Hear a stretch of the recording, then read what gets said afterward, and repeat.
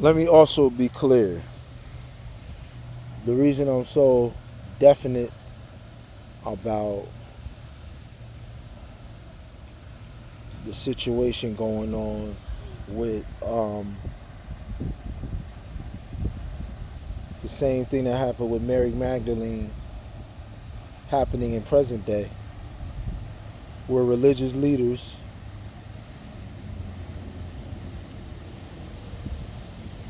the Messiah had to intervene with the religious leaders to set Mary Magdalene free because it was the religious leaders who were sexually taking advantage of her.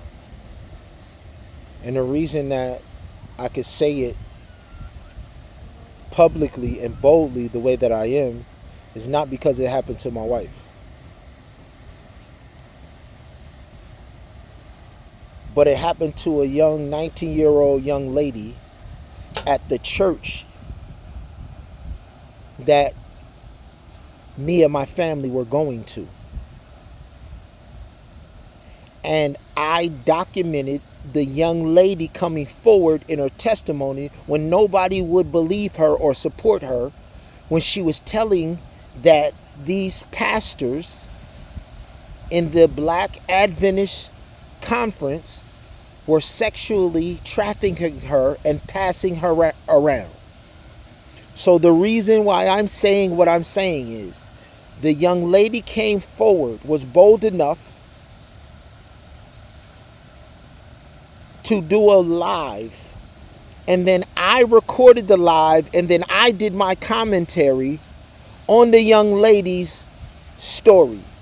And then that's when the attack on my family began. The young lady, her mother and her father were killed in a car accident together on the side of the road. He was changing a tire in the rain, and the mom was holding the umbrella, and a car struck and killed both of them.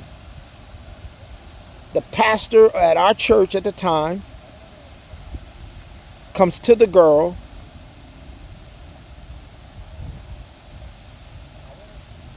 tells her he's going to take care of the funeral arrangements and everything, and then begins sex trafficking her with other ministers at their ministerial meetings, at all of that. I guess individuals expect my allegiance to be to the Seventh-day Adventist Church, to protect the church at all costs. No, my allegiance as a husband and a father of daughters,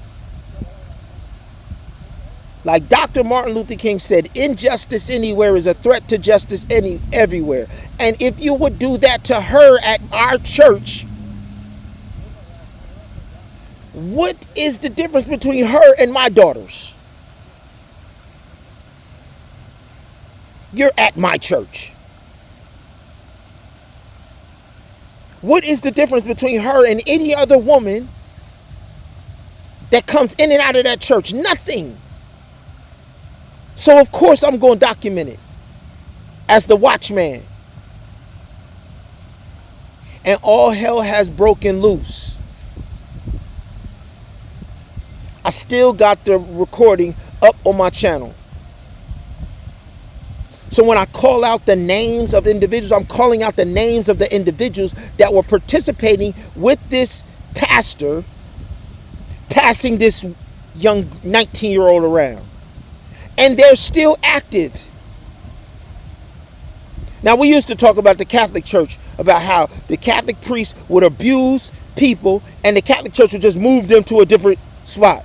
And that's exactly what they did, the Adventist Church did with this individual. And the rest of the individuals are still there. Nothing has changed.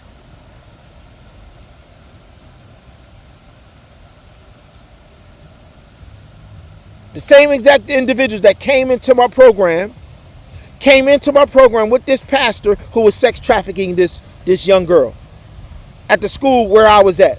None of them was there before we were there. None of them was there before we got the grant, the loan, all of that. And all of them are my pops' peoples. So y'all tell me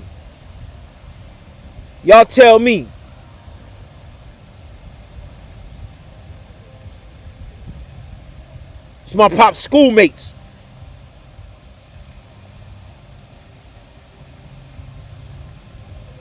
So that's why I'm saying what I'm saying. Because we know that individuals were sex trafficking in Orlando at the church that I go to, and I documented it. And I commented on it. And I stood against it. And I still stand against it.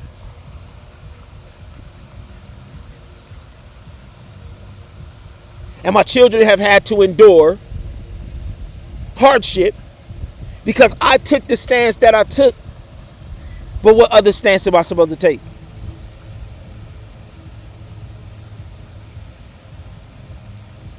My family has endured hardship because they're at Oakwood, and I'm talking about individuals who are coming down to Oakwood and got a relationship with Oakwood.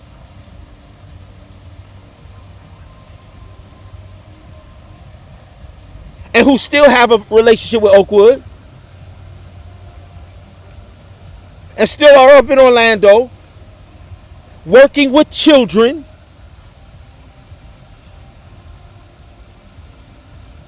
So y'all pass around sexually a 19-year-old and you just move to one pastor and everybody else gets to go ahead and do whatever it is they're going to do.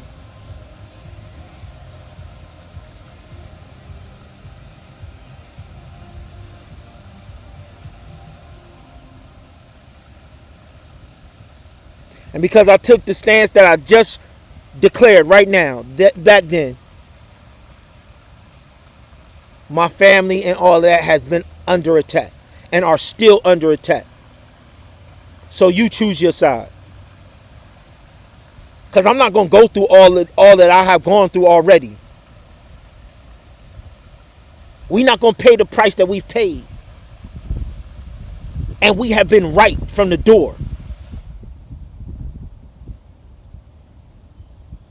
Have been absolutely right.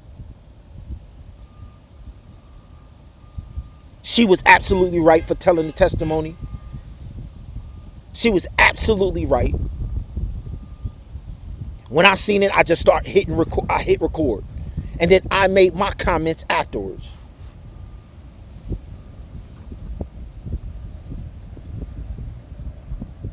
That's what all of this is about. And this is years and years and years.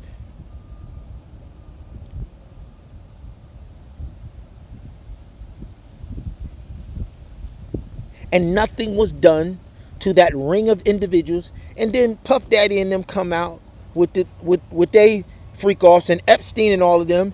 And all I'm telling you is, right there in Orlando, Florida, in the Seventh-day Adventist Church, the same exact sexual activities and all of that. And outside of the Seventh-day Adventist Church, it ain't just the Seventh-day Adventist Church. You got Hebrew Israelites doing the same exact thing. You got all of these different groups with all these different names. All of these different churches. Lodges, Masons, Eastern Stars. You got all of these organizations and groups of men and women coming together and participating in freak-offs. And because we bold enough to say, yo, no more trauma. That's over with. Because we bold enough to say that, we got to pay a price. Well, something wrong with society then. Something wrong with our families then. Something wrong with our communities then. Because when I was coming up in the streets, if they heard you did something like that, yo, it was street justice, yo.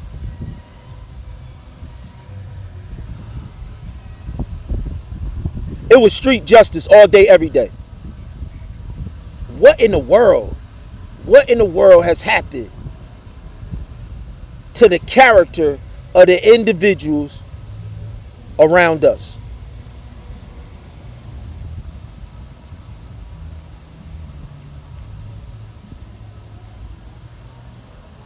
The only answer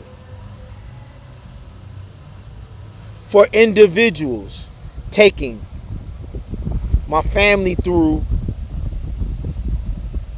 what we've endured is if individuals who, just like I keep drawing a conclusion to Daniel, the princes of Persia,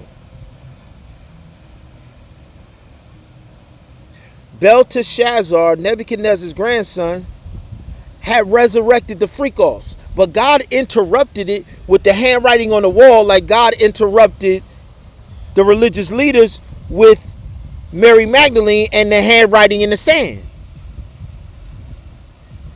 But the princes of Persia were upset that God had interrupted the freak-off and had killed Belteshazzar. So when the new king Darius was on the throne, they tried to get Darius to remove the one figure that was leading the people to God so that the people would go back to the freak-off. Daniel had to go. That was it. The only thing stopping the people from participating in the freak-offs was Daniel leading them back to God. They said if we kill Daniel, then we could get back down to the activity. The only reason individuals will have a problem with anything that I have said is that the people around me and my family want to participate in that activity. That's the only way you have a problem with what it is I'm saying.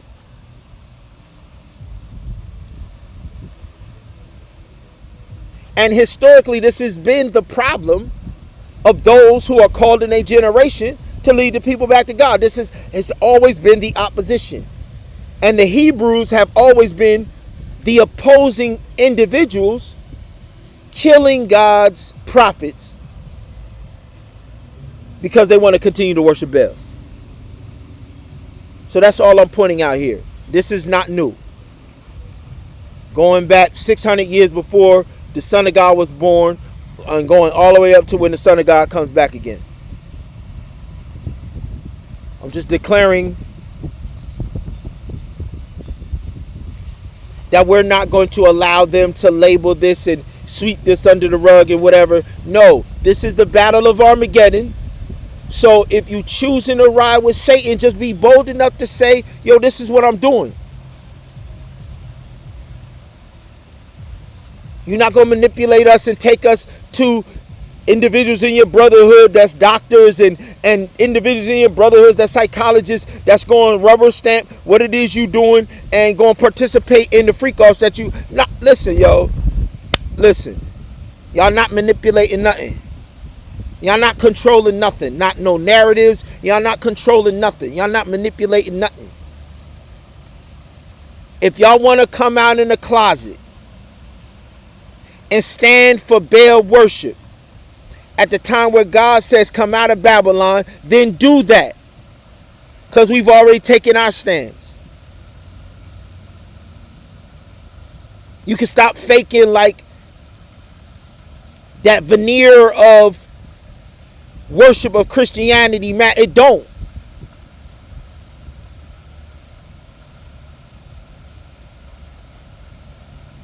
If you want to declare all-out war because y'all gonna worship Baal, then do that. But just know, no member of my family is going to be a part of the Baal worship that you're choosing to engage in. Because that's the covenant that me and my family have entered into. So make your declaration and go do what it is you're going to do, Baal worshiper.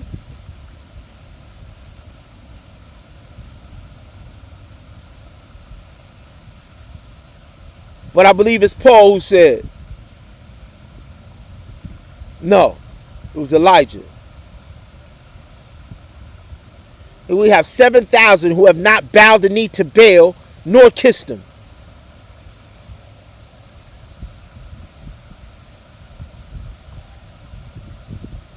No, God said that to Elijah. I'm sorry. Elijah said, yo, they trying to kill me and I'm your only prophet. God said, you're not the only one. I know you don't believe you the only one. He said, I got 7,000 who worship me that have never bowed the knee to Baal and would never kiss him. This is the God of heaven talking to one of the most powerful prophets, telling him, you're not even the best thing that I got worshiping me, homie.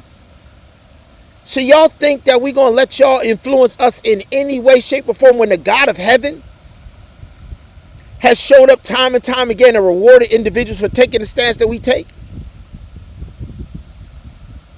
We don't care how y'all try and twist this situation, try and manipulate people to make them believe that what you talking about is accurate. The God of heaven said the best thing on earth that he has is the individuals that worship him that will not bow the knee to Baal nor kiss him, and they greater than Elijah. And he took Elijah to heaven. He took Elijah straight to heaven. But told Elijah, I got 7,000 that's better than you, homie, spiritually.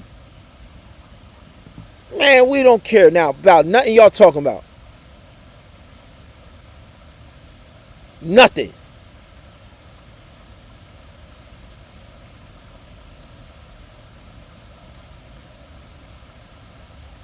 And we don't care which one of the religions you wrap it up in. We don't care. Yo.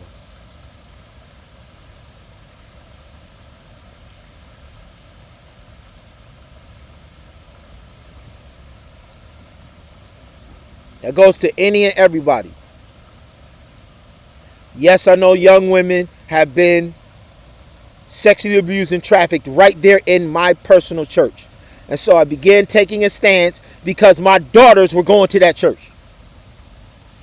And anybody in my family or anybody anywhere that got a problem with that,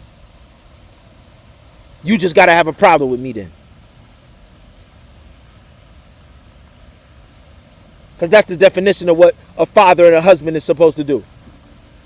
If y'all not going to deal with this issue, y'all just going to move the man from Florida, y'all going to move him up to, and y'all going to let the rest of them still stay in the same area? So what about the rest of the children?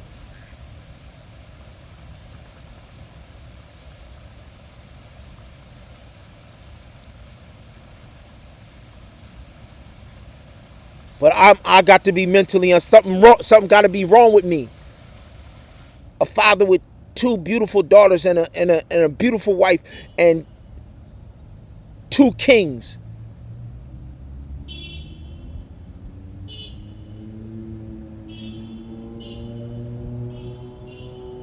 That saw the Messiah intervene in all of these situations every time this was going on. But I'm not supposed to intervene. I'm not supposed to say nothing.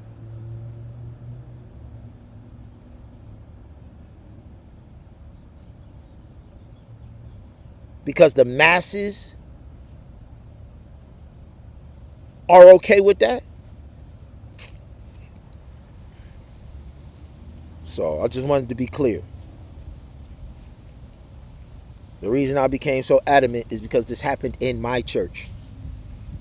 But I was the one who recorded the testimony and brought it publicly. That's when I became attacked. That's when my videos became threats.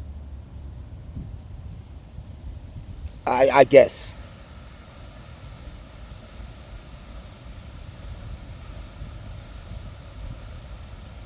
So, cleared it up. And that's what it is, yo. That's where we at.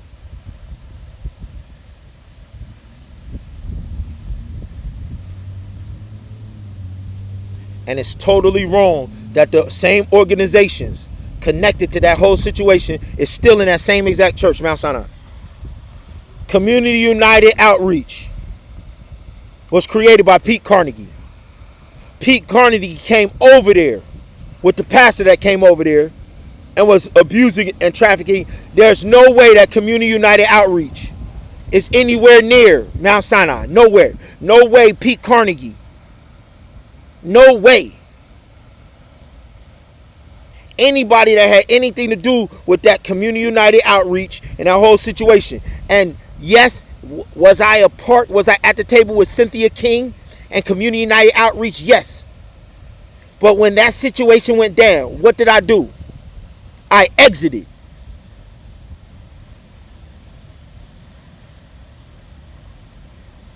I exited. Because I'm not going to send that statement to my daughters and my wife that it's okay to what they did to that girl. And so I don't know why Mount Sinai, I think it's cool to have Community United outreach.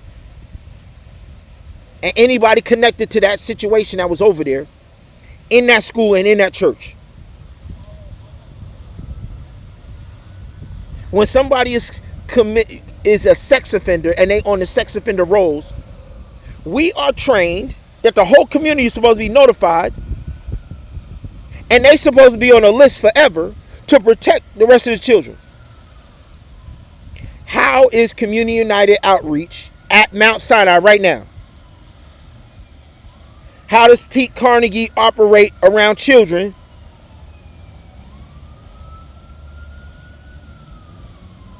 Forest Lake Academy, Robert Henley.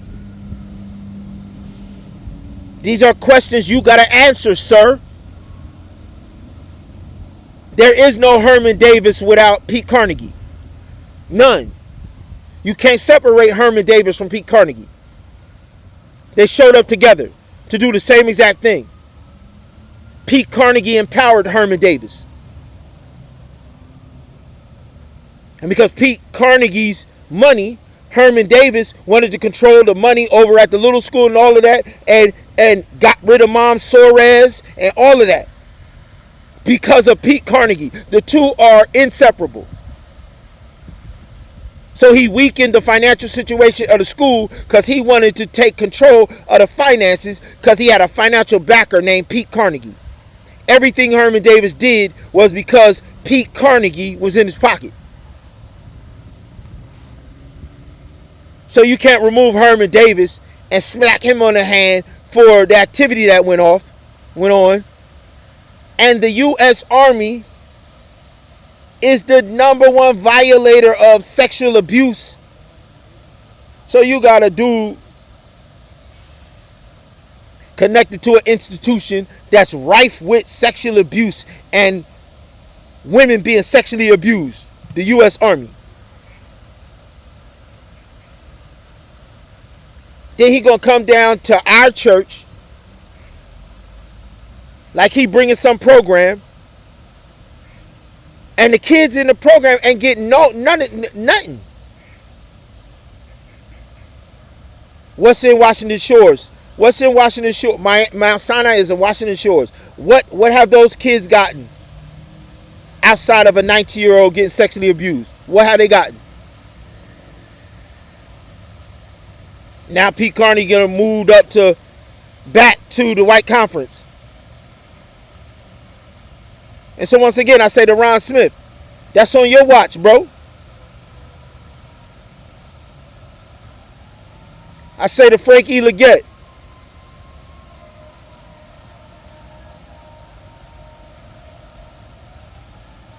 if you had the right outlook on your granddaughters and your daughter-in-law, it wouldn't be no silence.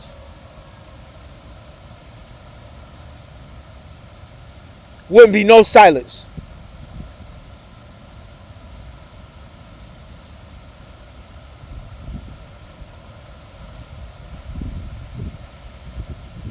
Because of archetype. So y'all got to understand. I'm dealing with archetypes. So the reason that I stand like I stand, and the reason why I'll be showing Beyonce, is because you got to have two witnesses. Revelation 11 is a chapter in the Bible that talks about fascism. It talks about the French Revolution, where they created this brand of fascism that Washington, D.C. uses, that France used, that England used, that the whole world used, fascism. French Revolution, Revelation 11. It says, my two witnesses were persecuted. My two witnesses.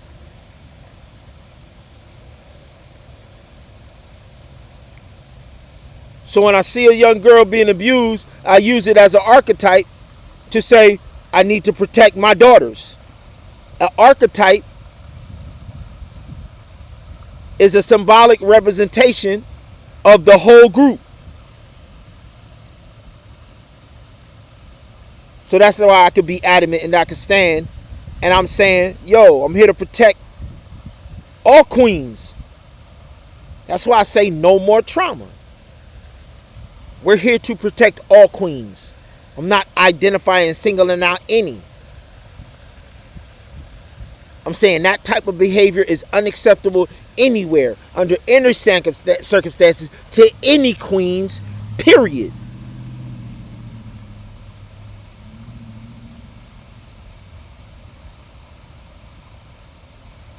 And so whatever ploy they're going to use to try and discredit or whatever, let's go. But all I'm going to do is keep coming with more and more truth, more and more facts, more and more videos. So the more y'all keep going,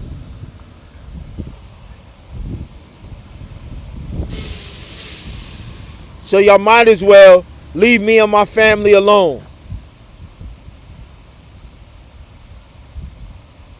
Y'all might as well just give up and say, you know what, we lost this one. Let that man have his family like Joshua had his family.